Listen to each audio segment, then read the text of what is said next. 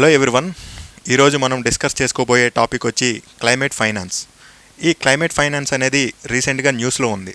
అయితే UN climate talks, ఈ UN climate talks అనేవి జర్మనీలో జరిగాయి. అయితే ఫస్ట్ వచ్చి గ్రీన్ హౌస్ గ్యాసెస్. ఈ గ్రీన్ హౌస్ గ్యాసెస్ అనేవి ఏవైతే ఈ ఉద్గారాలు ఉన్నాయో ఇవి వచ్చి దీనివల్ల గ్లోబల్ వార్మింగ్ అనేది వస్తుంది, దానివల్ల క్లైమేట్ చేంజ్ వస్తుంది.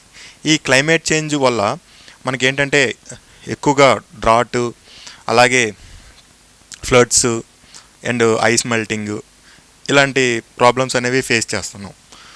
అయితే తర్వాత ఫస్ట్ ఇక్కడ ఏవైతే డెవలప్డ్ కంట్రీస్ ఉన్నాయో అవి గ్రీన్ హౌస్ గ్యాసెస్ అనేవి ఎక్కువగా రిలీజ్ చేస్తాయి. సో అందువల్ల ఏంటంటే ఈ డెవలప్డ్ కంట్రీస్ అనేవి ఈ డెవలపింగ్ కంట్రీస్కి కొంత ఫండ్ అనేది ఫండ్ కానీ గ్రాంట్స్ కానీ ఇవ్వాలని.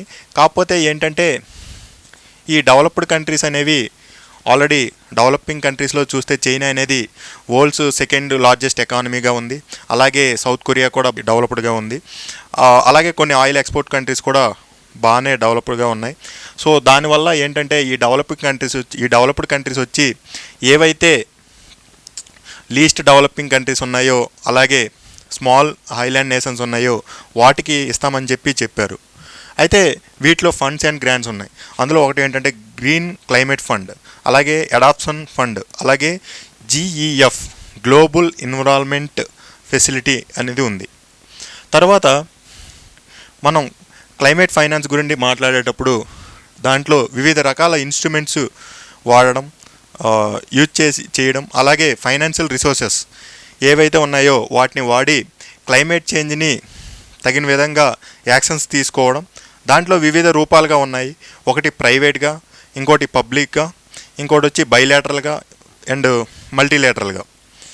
తర్వాత దీంట్లో క్లైమేట్ చేంజ్ యాక్షన్స్ అనేవి అడ్రస్ చేస్తున్నామంటే దాంట్లో ఏంటంటే అడాప్షన్ అనేది ఉండాలి, మిటిగేషన్ ఉండాలి, లాస్ అండ్ డ్యామేజ్ అనేది ఉండాలి.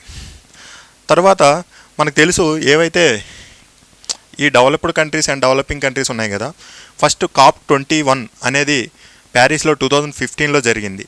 అందులో ఏంటంటే ప్యారిస్ అగ్రిమెంట్లో ఈ ఏవైతే డెవలప్డ్ కంట్రీస్ ఉన్నాయో అవి డెవలపింగ్ కంట్రీస్కి ఫండ్ అనేది ఇవ్వాలని చెప్పి, ఈ డెవలపింగ్ కంట్రీస్ అనేది వాటి యొక్క టార్గెట్ అనేది నెట్ జీరోకి తీసుకురావడానికి.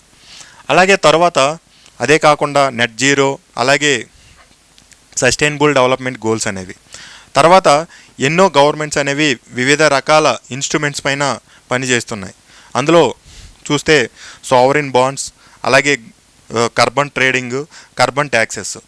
ఈ కార్బన్ ట్రేడింగ్ అంటే మనం రెడ్యూస్ అనేది ఈ ఉద్గారాలని రెడ్యూస్ చేసుకోవడం, అలాగే తర్వాత దీంట్లో కొన్ని పాయింట్స్ అనేవి ఇవ్వడం. అలాగే కార్బన్ ట్యాక్సెస్ అంటే ఇప్పుడు ఫర్ ఎగ్జాంపుల్ యూరోపియన్ కంట్రీ తీసుకుంటే ఏవైతే కంట్రీస్కి ఎక్స్పోర్ట్ చేస్తుందో, ఏవైతే ప్రొడ్యూస్ చేస్తారో వాటి మీద కార్బన్ ట్యాక్స్ అనేది విధించడం.